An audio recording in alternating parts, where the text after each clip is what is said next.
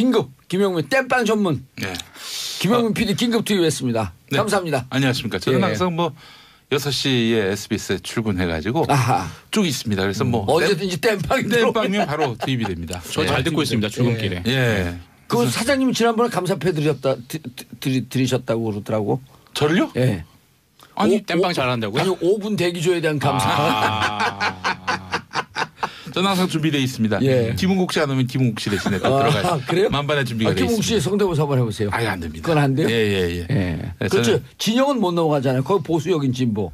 그분 얼마 전에 난 중도됐어. 중도됐다고 하셨습니다. 예. 중됐다고요? 예, 중도됐다. 중도 하차 아니고요. 두 분이 특징이 있어요. 여기는 1년 365일. 네. 24시간 연중 무휴. 구직 중입니다. 네. 항상 구직 중입니다. 그러니까 김용민 PD님 마저도 빵꾸가 날 때 제가 때문입니다. 네. 여기는 그래서 땜빵. 10분 대기죠. 예, 그렇죠. 예. 사이버님 손 변호사님 외모에 뒤지지 않는 분이 오늘 오셨네요. 손 변호사님 외모가 이렇게 생기셨군요. 예. 저는 그냥 뒤지지 않는 분이라고 해요. 되게 작은 모니터로 보고 계시네요. 뒤지지 않는 분만 봤습니다. 제가 그래서 안 죽습니다. 저는. 그럼 5분 대기죠. 5분 대기죠. 불사조죠. 그렇습니다. 아니 온갖 병을 또 갖고 있어요. 무슨 당뇨에 무슨 비만에.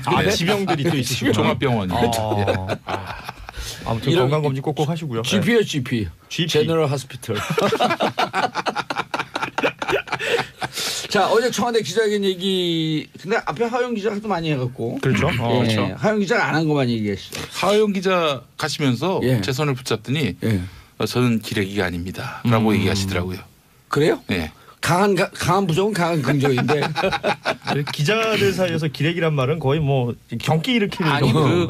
그 얘기를 안 들어본 기자는 기자가 아니죠. 다 기레기란 말 들어봤어요. 정인석 기자도. 저도 많이 들어봤죠. 아니, 정인석 기자는 기레기가 아니고 여기는 기레사? 네, 회사가 네.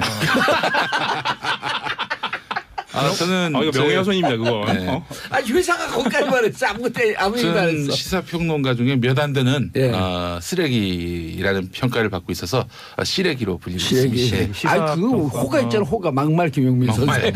공갈 정청래 선생. 그러니까 기자분들이 기레기 소리는 다 한 번씩 듣는 것 같아요. 전 기자도 아닌데 왜 돌아다니면서 그런 얘기를 들을까요? 그만큼 관심이 많은 거죠.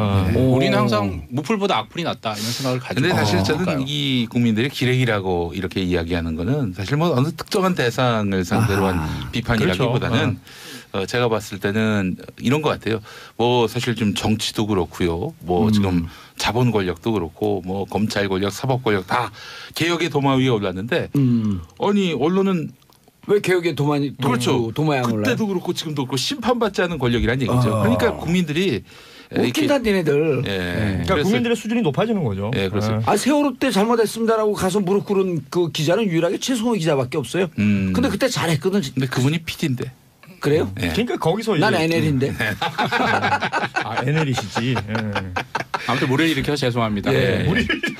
우리 기자들이 그래서 국민들 앞에 당분간은 좀 몸 낮춰서 겸손하게 제가 과거에 잘못한 바도 있었고 비겁했던 바도 있다라고 솔직히 인정하고 가는 것이 그게 맞아요. 그리고 기자들 기사 안 써도 정봉주 정치쇼 있으니까 이거 들으면 되지 뭐 굳이 기사를 봐야 되나요? 아니 제 일자리까지 뺏어가세요. 김용민의 뉴스 브리핑도 들어있습니다. 그렇죠. 근데 김용민 기자예요? 아니잖아요.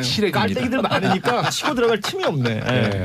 이게 영화 1987 보면은 그 극 중에서 실제 당시에는 팩트였던 사실들이 있잖아요. 동아일보사의 어떤 내용들이 나오는데 그거 가지고 최근에 이제 동아일보가 기사 플레이하는 것들을 보고 많은 분들이 이제 저런 깔때기가 있나 굉장히 비겁하다. 그때의 동아일보로 돌아가라는 얘기예요. 우리 얘기는. 그럴 수 있으면. 그럴 수 있으면. 그때 동아일보로 돌아가라. 그나마 그때 동아일보 정신을 갖고 있는 건 신동아.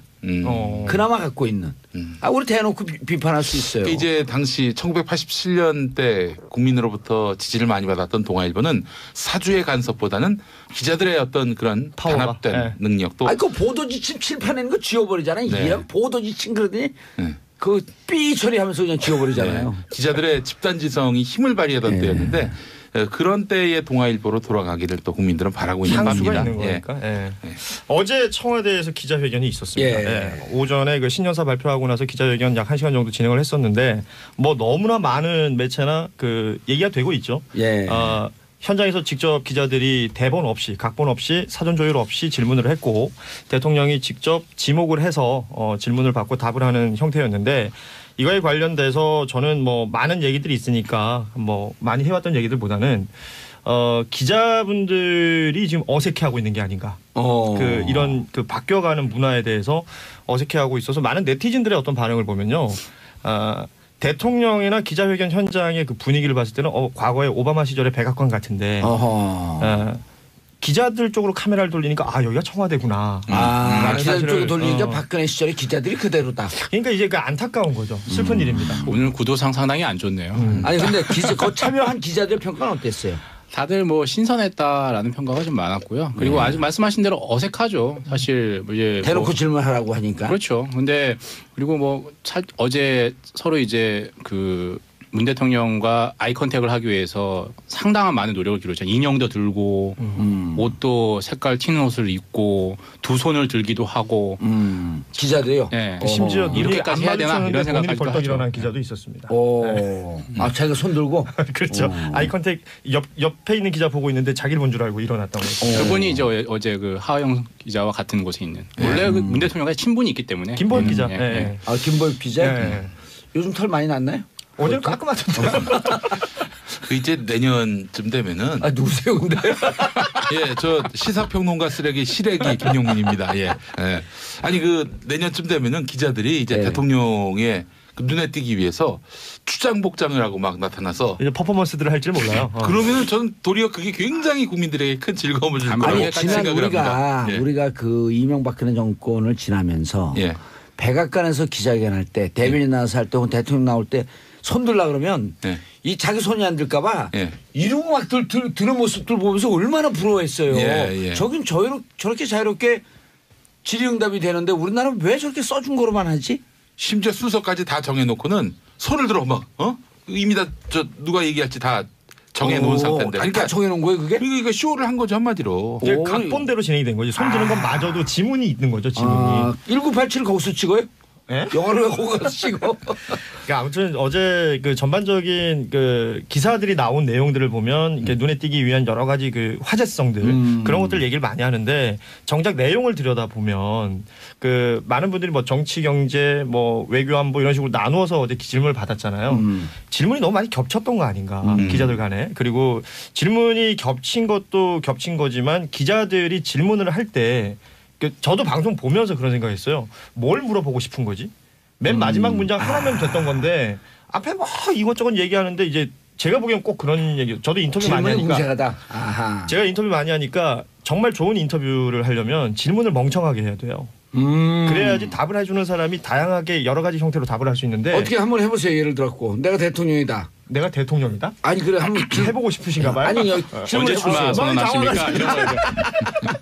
가장 기억에 남는 한번 해보세요. 멍청한 질문을. 멍청한 질문이라는 게 다른 게 없어요. 그냥 하우를 하면 되는 거거든요. 어떻게? 네.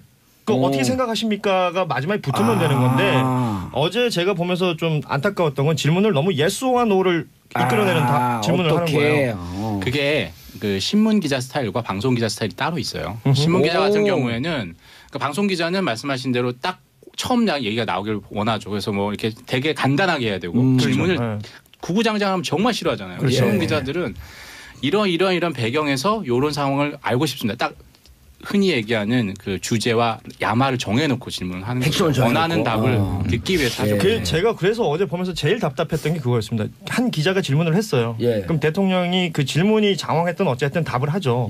그렇다면 이 기자가 다시 질문을 하거나 다시 논쟁을 할 수 있는 상황이 벌어졌어야 된다. 세컨 질문이 있어야 된다. 앞으로 좀 더 발전적인 방향을 제안을 하자면 그렇게 서로가 주고받아야 된다는 생각이 들어요. 가장 기억에 남는 질문이나 좀 답을 골라보면? 질문 자체는 뭐 여러 가지 것들이 있겠지만 저는 어제 어찌됐건 그 댓글 관련된 그 질문을 했던 충분히 힘들었잖아요. 그 기자. 그 기자가 힘들었다고는 하지만 어제 결국은 세트를 정해놓고 질문을 받았던 내용들인데 해당 사항이 거기에 적합한가도 저는 생각이 들었었고. 아니 근데 대통령이 또 현답을 했잖아요. 그렇죠? 나처럼 이렇게 많이 받아온 사람 있냐. 그 대통령이 받은 그 댓글은 사이버하고 국정원에서 받은 거 아니에요? 뭐 댓글은 뭐 조선팔도에 있는 댓글은 다 받으셨으니까. 그 이제 조선비즈라는 매체에서 기자 활동하시는 분이 질문을 했고 그 질문도 저는 사실 처음에 뭔 얘기하려고 저러지? 라는 얘기를 생각이 들었어요. 나름 점잖게 하려고 돌려 얘기한 그것도 거죠. 웃긴 것 같아요. 점잖게 한다고 오늘 했는데 나가면 정인석 기자 엄청 까이겠다. 질문 자체가 저는 악플 좋습니다. 공세겠다 싶고 그 말씀하신 대로 문재인 대통령이 저는 문재인 대통령의 답도 하나라고 봐요. 너무 예민하게 굴지 마라. 그 또한 국민들의 의견이 아니 표현입니다. 많은 기자들이 그렇게 하고 있어요. 사실 뭐 연예인만큼은 아니지만 악플은 당연한 거다. 이러다 저한테 폭탄 올라. 근데 아니 근데 정인석 기자님 그 악플을 왜 봐요? 안 보면 되잖아. 아니 메일로 오잖아요. 메일로. 제가 기사 밑에 찾아보진 않지만 메일로도 이제 보내시는 분들이 있거든요. 스킵하세요 그냥. 봐야죠. 저에 대한 관심인데. 아니 그것도 저기 그 화제 그 질문 예. 그 뭐 악플과 관련해서 예. 대통령께서 당신의 지지자에게 하고 싶은 말이 없느냐라고 했는데 이른바 기사에 악플을 다는 사람들을 왜 다 문재인 대통령 지지자로 다 이렇게 이른바 묶어버리는지 그룹으로 도매금을 하는지 그 부분에 대해서도 사실은 굉장히 그 분노하는 그런 네티즌 의견도 있었어요. 맞아요. 예. 아니 그렇게 그 선입견을 갖고 규정해 버리는 거 아니에요. 예. 그러니까 이제 나중에는 암흑의 빠들이 지금 준동하는 거다 이런 식으로 그러니까. 그 의견들 하나하나를 다 싸잡아서 매도를 하는 이런 것도 언론인의 자세인가 하는 그런 의문을 받을 수밖에 없는 겁니다. 올해가 무술년 개띠 해지 않습니까? 예. 그 개들 많이들 좋아하시고 반려견 정말 예쁜데 안 좋은 개 2마리가 있다 그죠? 정말 있어서는 안 될 개들. 어떤 게요? 편견하고 선입견. 편견과 선입견. 이게 뭐 그 지금 밑으로 날린 거예요? 주워 들었어요. 네. 급 당황하시네. 이분 누군가 봤더니 고현준 만평작자. 예, 만평작자. 뭐 이 작자가 만평작자. 악플들 많이 얘기하시는데 제가 주로 받는 악플은 그림을 왜 이렇게 못 그리냐. 아주 결정적인 치명적인. 악플들. 치명적인. 여러분들의 의견을 꼭꼭 전 챙겨서 보고 있습니다. 아니 저처럼 강력한 팬덤을 갖고 있는 사람들도 악플 무지하게 들어와요. 그럼 악플만 건너뛰면서 봐요 그냥. 그럼 뭐 신경 쓰면서 살아? 그러니까 악플을 보고 데미지를 입느냐 그렇지 않느냐겠죠. 예. 저는 악플마저도 즐기는 편이라서. 좀 보내달라는 거예요? 전 악플이 좋습니다. 무플보다. 진짜로. 근데 무플일 것 같은데? 아니에요. 그건 아니야. 보는 사람들이 있어요. 알겠습니다. 그래서 이제 그 전체적인 분위기는 그래도 우호적인 분위기에서 언로가 좀 열리고 이렇게 자유로운 질문과 응답이 있는 그렇죠. 질의응답이 있는 정치 문화가 선진 문화로 가고 있다 이런 걸 보여준 거 아니에요? 그러니까 비정상에서 정상으로 가고 있다. 그 과정이다. 이렇게 아니 너무 악플 얘기만 하시니까 그런데 저는 어제 그 질문에 가장 저는 인상적인 질문이 미국하고 북한 중에 누구 편이냐라고 질문을 했습니다. 그러니까 북미 간에 싸우면 갈등이 있으면 문 대통령은 어느 편을 들 거냐라고 미국 ABC 방송에 이제 한국인 특파원이 물었어요. 되게 예쁘시더라고요. 근데 그게 정말 미국인의 정서를 그대로 반영해주는. 그러니까 문 대통령이 뭐라고 답변했어요? 정말 그것도 의문현답이죠. 사실 미디어 트레이닝이 잘 돼 있다 저는 느꼈는데 보통은 이제 뭐 당황했을겠죠. 근데 결국에 누구 편도 아니고 그런 얘기를 안 하고 한국과 미국은 잘 지내고 있다. 그렇죠. 정보를 잘 공유하고 있다. 이 정도 선으로 얘기를 했죠. 결국은 남북회담을 하면 북한에서 항상 남쪽에 물어본답니다. 우리 똑같은 질문을 북한하고 미국하고 할등이 있으면 동문은 어느 편이야? 이런 식으로 묻는다는 거예요. 항상. 아니 문재인 대통령이 한 발 더 나갔고 이랬어도 좋았을 뻔했는데 제가 있는 한 북과 미국은 절대 전쟁할 수 없습니다. 그 말도 하죠. 그럼요. 실질적으로 문재인 대통령의 철학이고 정책이거든요. 이게. 왜 싸우죠? 제가 있는데. 그리고 Why 이번에 fight because of me? 아마 청와대에서 듣고 있을 겁니다. 정말 답답하네요. 그리고 또 동시에 이제 또 미국에서 AP 특파원이 물었던가요? 이번에 남북 대화하게 된 것에 트럼프의 공이 얼마나 되는 걸로 보이냐라고 또 물었죠. 매우 크다. 매우 크다라고 해서 very big. 엄청 크다. 엄청 크다라고 얘기했죠. 그것 때문에 어제 트럼프 대통령하고 전화를 하게 된 게 아니라 분위기가 좋았던 게 아닌가. 실제로 트럼프 대통령 분석하는 분들은 트럼프 대통령이 제일 고마워하는 사람이 자기 트위터에서 자기 자랑할 수 있게 소재를 제공해 준 사람을 그렇게 좋아한대요. 인터내셔널 슈퍼 그랜드 빅깔대기가 트럼프예요. 왜냐하면 지금 남가북이 대하는데 느닷없이 자기 정책 때문에 이랬대. 그럴 때는 그 얘기 안 하는데 어떻게 하셨어요? 이렇게 해줘야 돼요. 이게 문재인 대통령이 대응을 잘한 것 같아요. 잘한 거죠. 진짜로. 트럼프를 어떻게 다루는지를 아는 거지. 저는 저 장면이 가장 그 귀가 솔깃했는데요. 라디오로 들어서 103.5로 들었습니다. 러브 FM. 예. 중계했지 않습니까? 어제. 예.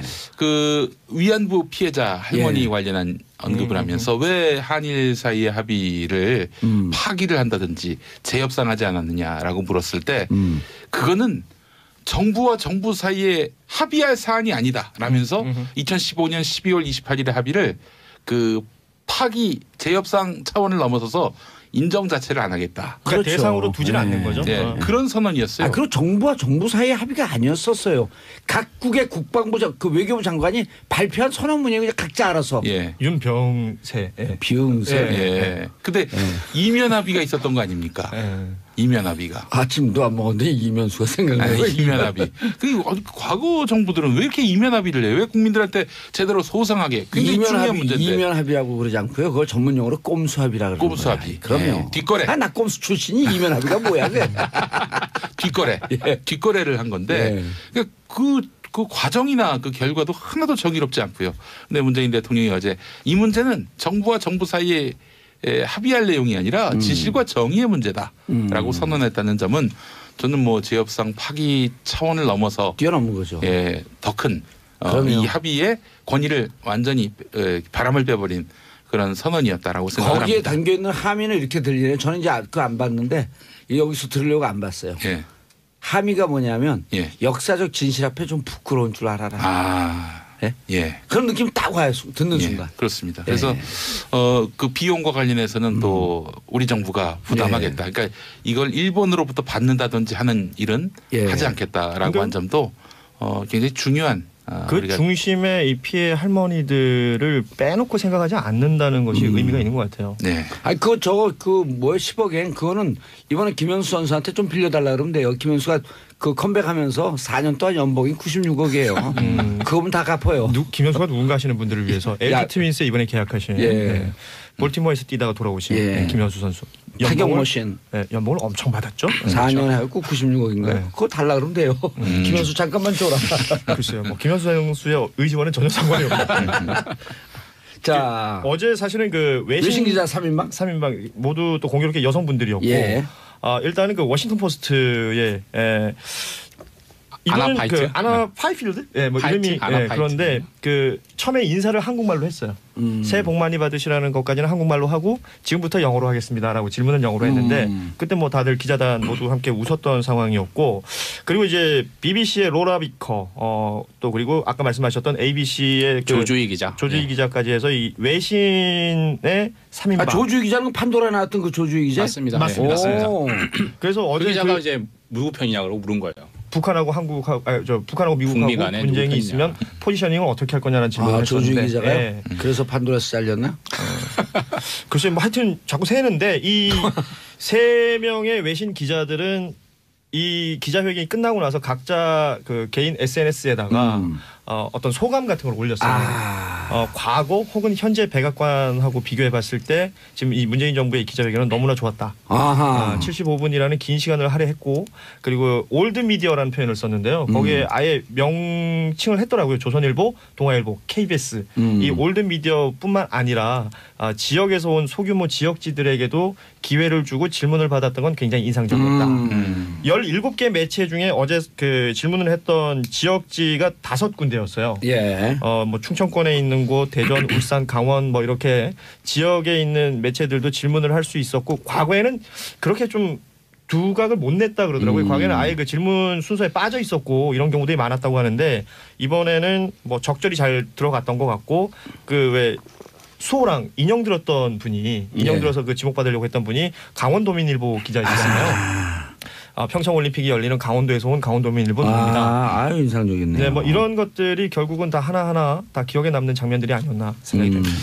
그분들은 그 세 분이 다 이렇게 인상적이고 좋은 기자회견이었다. 그러니까 이게 과거의 백악관이 아니라 지금의 백악관을 다 비교를 해놨어요. 그러니까 지금 백악관에서는 볼 수 없는 풍경을 이 한국 정부가 대한민국 정부가 과거 한국 정부와 지금 문재인 정부를 비교한 게 아니고 말씀하신 대로 현재 도널드 트럼프의 행정부 백악관의 기자회견 모습과 특히나 이제 어제 로라 비커 BBC 특파원 같은 경우는 워싱턴 특파원을 했었거든요. 옛날 오바마 정부 때 그런 자유로운 분을 하다가 지금의 이제 트럼프 정부의 이제 불통 당시는 뭐 많이 했어요. CNN 기자한테 가짜 뉴스 하는 기자 답변 질문 안 받아. 그러니까 이거 페이크 뉴스 막 이런 소리 막 했었잖아요. 그런 거하고 너무 비교가 된다 이런 얘기를 했죠. 근데 오바마 시절에는 소통을 잘했잖아요. 그렇죠. 정치부장하고 늘 토론하고. 이번 기자회견을 백악관식을 그걸 벤치마킹해서 가져온 거죠 사실. 이전 오바마 정부 전까지의 백악관 기자회견 스타일을. 그 예전에 왜 대선 토론회 할 때 그 정책실장한테 뭐 질문해야 된다 뭐 이런 얘기해가지고 한번 구설수에 오른 적이 있었잖아요. 이번에 실제 장하성 실장한테 또 답을 넘기기도 했었습니다. 아하, 알겠습니다. 이렇게 재밌는 얘기를 그냥 광고 없이 쭉 갔으면 좋겠는데. 자, 채널 광고 듣고 3부에 돌아오겠습니다. 채널 고정하소. 송봉재 정치쇼 3부 아빠들의 왕수다. 이게 아빠들의 왕수다가 재밌어요. 이게. 그래요? 네. 왜냐하면 근데 이게 참 이 세상사하고 똑같은 게 처음에 재밌던 것들이 재미가 없어지는 반면에 처음에 재미없던 것들이 바닥에서 시작했어. 네. 저희는 진짜 바닥 거치고 왔어요 진짜. 진짜 이 바닥에서 시작한 게 생존력이 있어요. 저희 목요일 항상 간단하게. 원래 다른 프로는 이렇게 땜빵이 들어오면 죽거든. 땜빵이 들어오도 사는 프로야 이게. 뭐 땜빵이 들어와서 사는 프로는 아니었어요. 주전 같은 그죠. 예. 땜빵이 자기 능력에 지금 10%밖에 발휘를 못해요. 왜냐면 저 양반은 막말을 해야지 이게. 막말해야지 빵빵 터지거든. 오죽하면 그 청취율 조사에서 인기 조사에서 에어컨한테도 졌잖아요 한때는. 슬픈 일이네요. 예. 자, 지금 청취율 조사 기간입니다. 청취율 조사 오면 당황하지 마시고 이렇게 하시면 됩니다. 뭘 당황하지 마. 청취율 조사인데 당황하는 사람 봤어요? 당황하면서 바로 끊어버리시는 분들 있죠. 그렇죠. 자, 따르르. 여보세요? 안녕하세요. 어제 라디오 들으셨나요? 네. 무슨 프로그램 들으셨어요? 정봉주의 정치쇼 들었어요. 진행자는 정봉주겠네요. 이렇게 안 묻습니다. 네, 진행자는요? 네. 진행자는요? 봉도사님이요? 땡. 김용민입니다. 제야의 종수입니다. 진행자는 반드시 정봉주. 오늘도 들어오는데 학생들이 견학 오잖아요. 네. 학부모님들이 6분이 같이 오셨어. 네. 근데 6분이 다 키가 70이 넘어. 어머님들이. 다 늦시네. 다 훌륭하신 분들이야.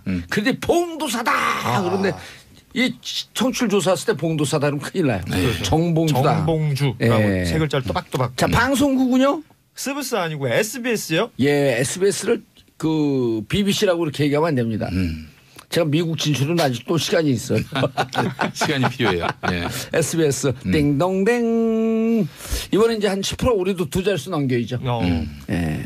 그렇게 될 것 같아요. 그렇게 안 돼도 관계없어요 뭐. 땜빵이 들어오는 방송이니까. 자, 다음 이슈. 예. 정유석 기자님. 네, 남북 고위급 회담이 1월 9일 날 엊그제 있었죠. 예. 처음 치고 25개월 만에 재개한 거 치고 다들 성과가 있었다. 성과가 더 많습니다. 예. 야당에서 또 비판하잖아요. 이럴 거 왜 했냐.